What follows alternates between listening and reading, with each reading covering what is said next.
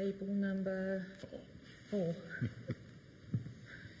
David Hedges, Warrington Neighbourhood Council.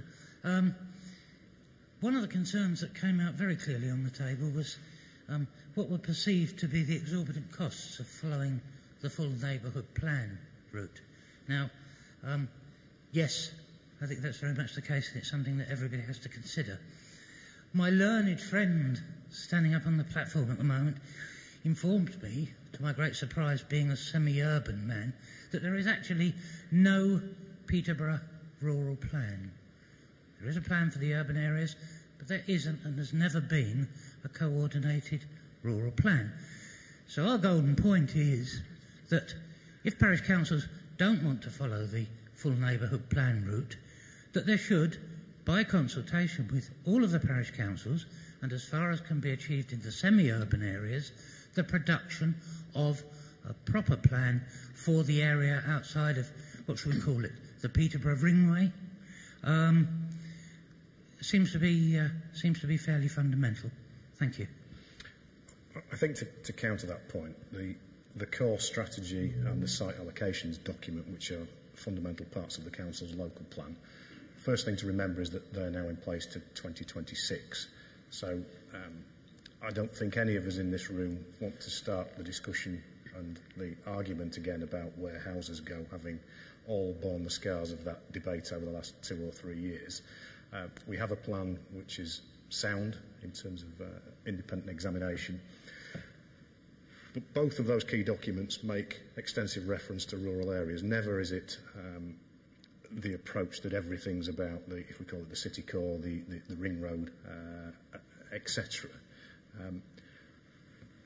My background, I was dragged up in the back of a Land Rover and on the back of a horse, so certainly I understand rural issues and I live in a rural village, albeit not locally. So to me, I've always tried to bring that rural perspective to the work that we do. And one of the criticisms that I heard from parish councils when I first arrived here about 3 years ago and wrote to you all and said, would you like me to come and talk to you, tell me what your woes are, was that you didn't feel that there was a difference between urban and rural in the unitary area. Now, I hope that that has changed. Please tell me if it hasn't and if we need to do things differently. But if you want more of a rural spin, again, that's back to the work that you need to do on your neighbourhood plans. And the cash is off-putting. You know, there are estimates of between £16,000 and £30,000 to write a neighbourhood plan and then get it through a referendum. The City Council has a duty to offer the technical expertise alongside that process, but ultimately it is your plan to develop. And that's a massive amount of commitment and a not insignificant amount of money, particularly for small parishes to incur. So the clustering model mentioned by the previous table, for me, is a potential way forward. But you're empowered to do it and need to lead on it with our assistance. Thank you. We can't see the number one. Number 1. Thank you. I hope Adrian's going to forgive me, but he did say that Councillor Walsh wanted it to be a provocative day. So our table discussed the issue of understanding planning law and how that works before you can really engage on what the issues are. And the example we gave was that if you're a parish councillor and you're representing the majority of the people in your parish and a traveller family comes forward to you and asks to have a bit of land for a traveller pitch or a small traveller site, how you represent the needs of those travellers and how you understand the needs and how important it is for the education and training of parish councillors as part of their role to understand planning law and how that works. Also around sharing the expertise, so for planning officers to share their expertise, perhaps allocating officers to parish councillors to actually come out and work with them. And I think, going back to the original point, very much around us as an authority with the expertise we have and the voluntary sector organisations working with parish councillors around awareness raising and how to engage with those people in the community who might not come and shout the loudest or you know, be the strongest vocally in what their needs are for the local area. I think that's all. Is that covered it? Thank you. I think that's very important.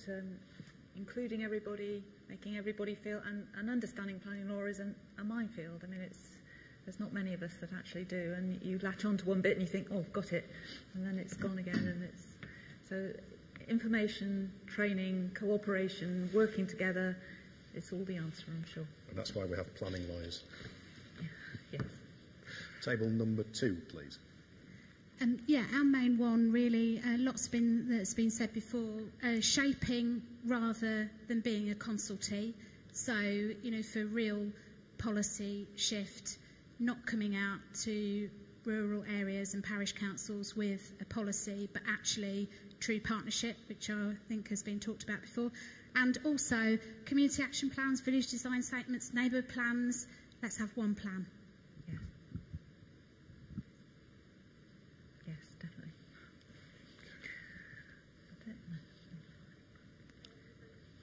Five, is this on? Yeah, okay.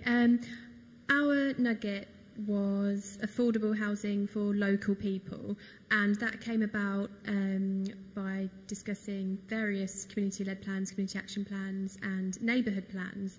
And I think we came to the conclusion that not all parishes actually have, sorry, I'm in the way again, not all parishes have a huge understanding of neighbourhood plans. And although there's been a lot of work done by coming to neighbourhood committees and discussing how neighbourhood plans can work for the PCs, perhaps there might be some work that some PCs may benefit from planning officers coming to discuss the neighbourhood plans with parish councils at their meetings. Very good points, thank you, not least because that was my table. But those weren't my ideas. Could I make a slight suggestion, taking you on the hoof here? Perhaps it would be a good idea if we set up some sort of pilot scheme where we could just see how parishes that wanted to be interested could sit down around the table with other people interested and work up some sort of ideas that might be useful to those parishes that don't have that expertise and interest, and perhaps something like that could be...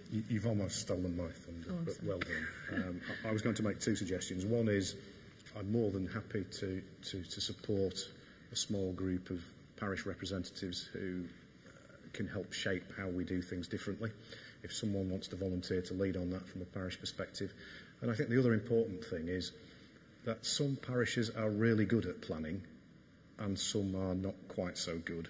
And there's almost a buddy relationship across there, which is parishes supporting one another rather than relying upon me and my team to tell you how to do it. I think very much there would be greater benefit in working collaboratively across that training and across that skills share to try and move forward.